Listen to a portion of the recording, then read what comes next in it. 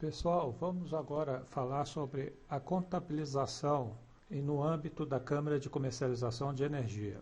A contabilização é um procedimento mensal dos dados de contratos, medição, PLD e demais informações necessárias para o cálculo do resultado final de cada agente na CCE, efetuado com base nas regras de comercialização. Esse resultado final é o sumário, que é o relatório final, que a CCE disponibiliza para todos os agentes da Câmara de Comercialização de Energia.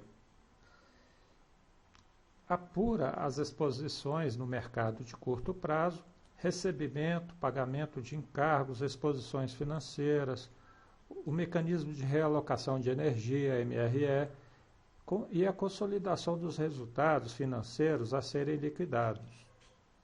Vemos nesse exemplo aqui a exposição ao mercado spot de um consumidor livre.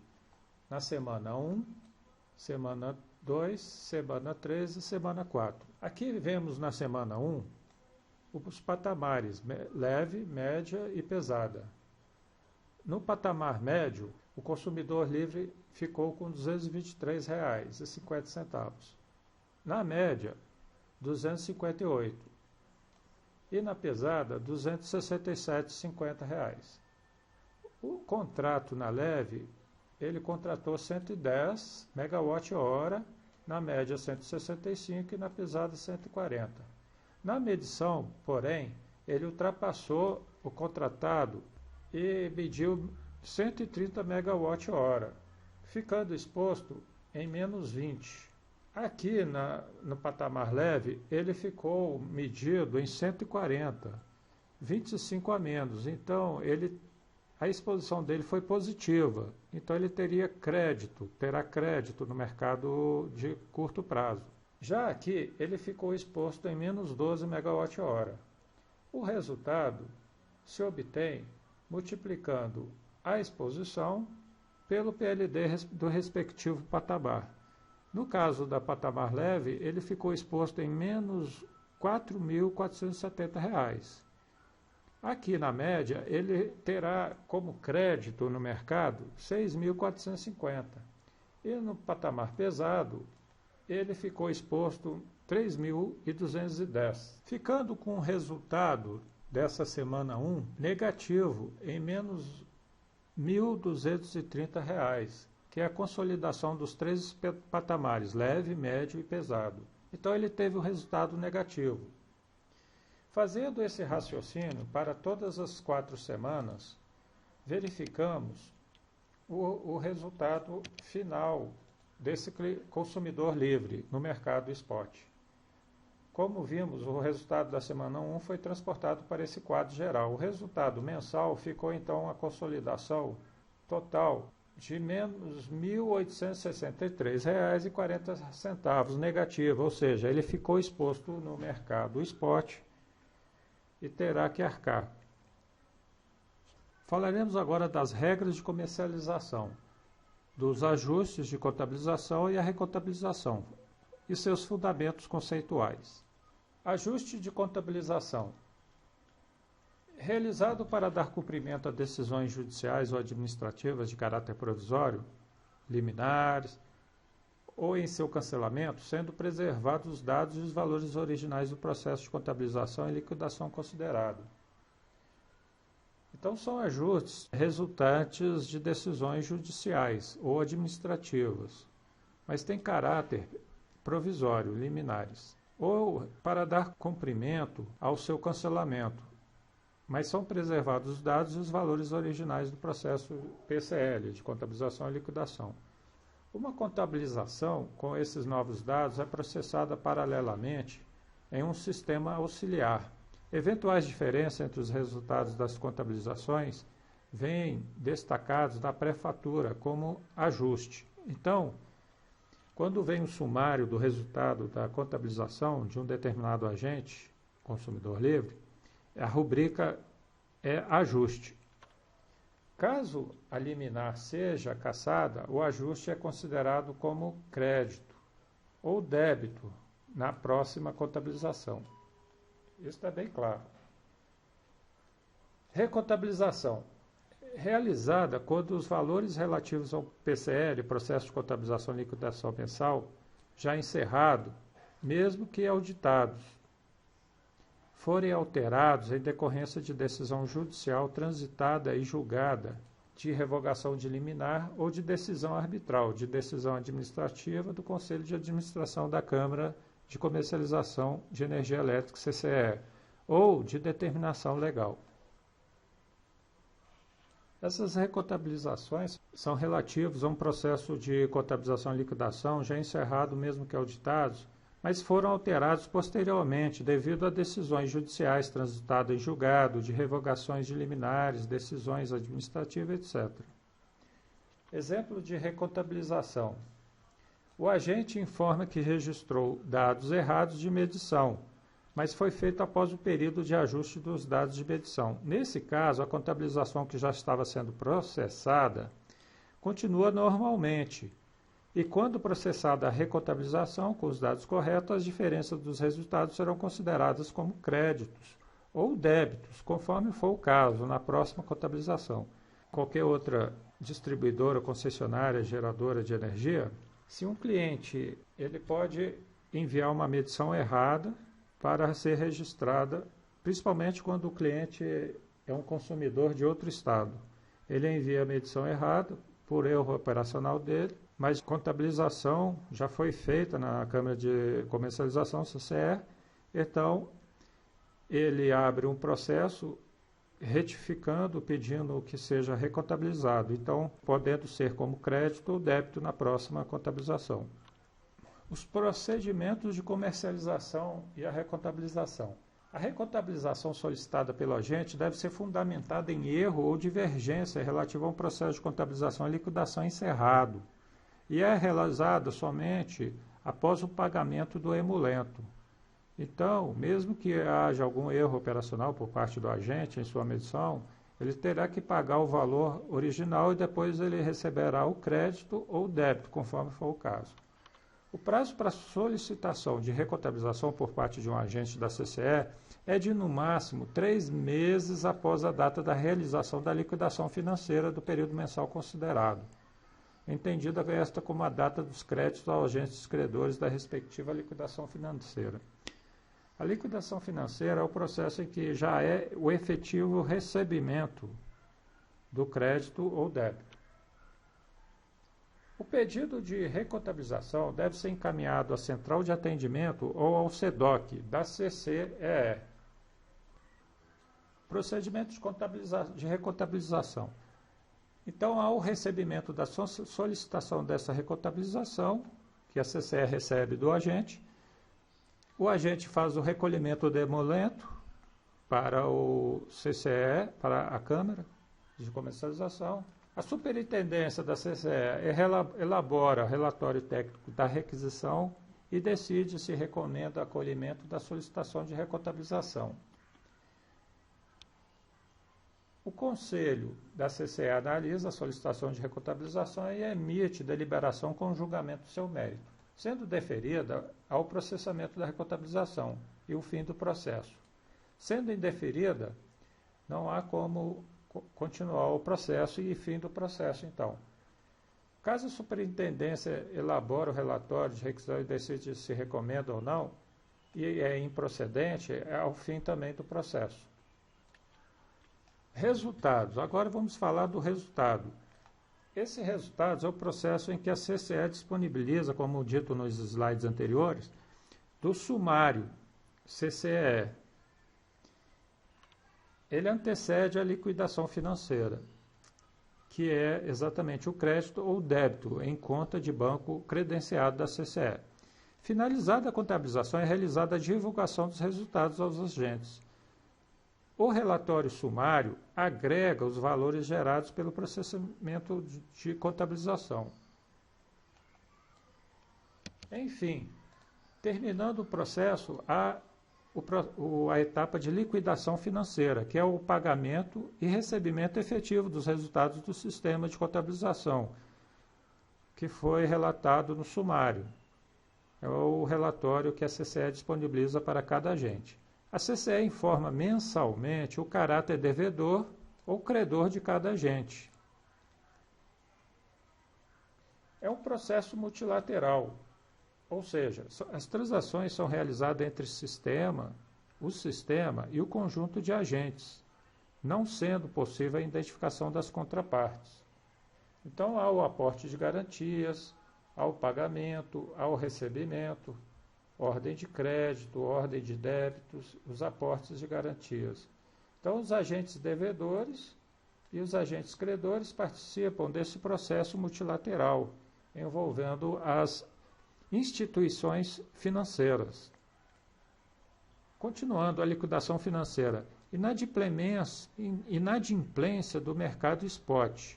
O que acontece se alguém não pagar?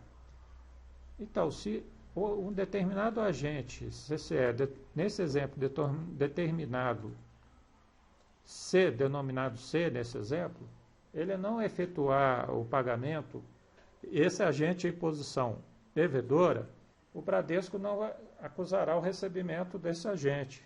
Então, os valores a serem pagos serão diferentes dos valores a serem recebidos.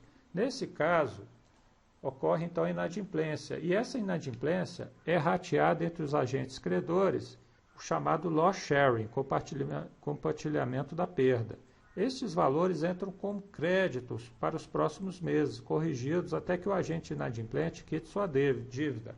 Então, por exemplo, se um agente devia R$100 mil e não pagou na liquidação financeira, devido à sua contabilização, esses R$100 mil será rateado entre todos esses agentes, os que têm posição credora, entre o F, o G, o H, o I e o agente J. Eles compartilharão essa perda.